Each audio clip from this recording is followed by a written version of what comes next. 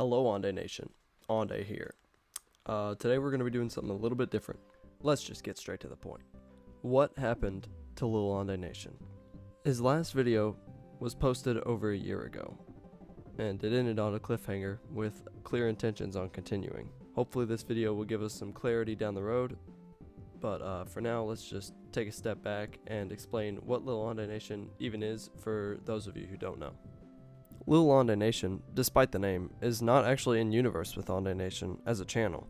It's its own story taking place separately. Here's the summary of the story of Little Aunday Nation so far. Once upon a time, there were two close friends named Mo and Bowmaster. They shared many adventures and supported each other through thick and thin. However, as time passed, Bowmaster's skills became unparalleled. He grew more powerful with each passing day, his abilities exceeding those of anyone they had ever known. Unfortunately, his immense power began to corrupt Bowmaster. He started using his newfound strength for malicious purposes, committing acts of cruelty and causing harms to others. Mo, who had always stood by his friend's side, was deeply troubled by this change. Mo knew that Bowmaster's actions could lead to great suffering and chaos, driven by a sense of duty and a desire to protect the innocent. Mo confronted Bowmaster, hoping to bring him back to the path of righteousness. Despite Mo's best efforts, Bowmaster was too far gone, consumed by his own power and ambition. Realizing that he could not save his friend, Mo made the painful decision to separate from Bowmaster. He knew that staying close to someone so dangerous would only lead to further harm. With a heavy heart, Mo walked away, leaving behind the memories of their once strong friendship. In the distant future, we follow the journey of Caleb, the main character and partial antagonist of this tale. Caleb begins his story as a fairly weak individual, striving to find his place in a world where power and strength are paramount. He works tirelessly, honing his skills and gradually becoming more powerful. As Caleb's abilities grow, he seeks out a mentor to further his training. He enrolls as a student under Bowmaster, a figure known for his incredible prowess, but also feared for his ruthless methods. Bowmaster's teachings push Caleb to new heights, allowing him to tap into powers he never imagined possible. However, the world around Caleb is becoming increasingly divided. Bowmaster's former friend, Mo, is deeply disturbed by Bowmaster's tyranny and the havoc he wreaks. To counter this growing menace, Mo begins recruiting students of his own, forming a faction dedicated to putting an end to Bowmaster's heinous rule. As these two factions clash, Caleb finds himself at a crossroads.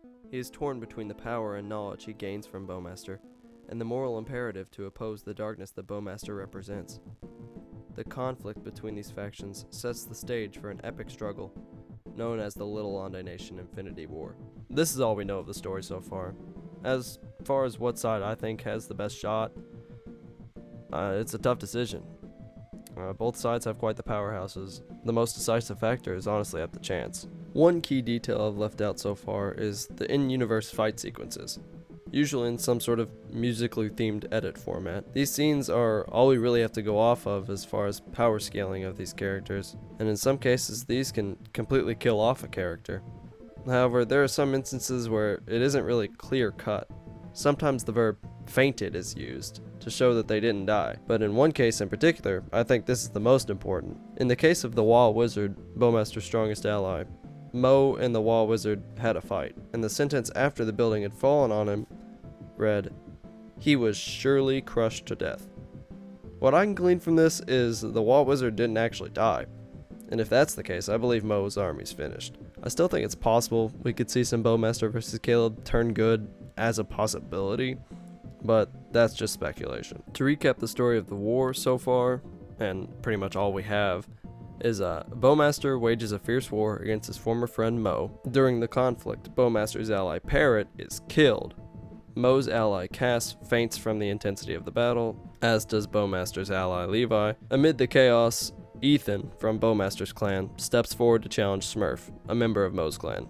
The story is left on a cliffhanger with the outcome of their duel to be continued, so we don't really have anything else to go off of that. Who knows what could happen next, really.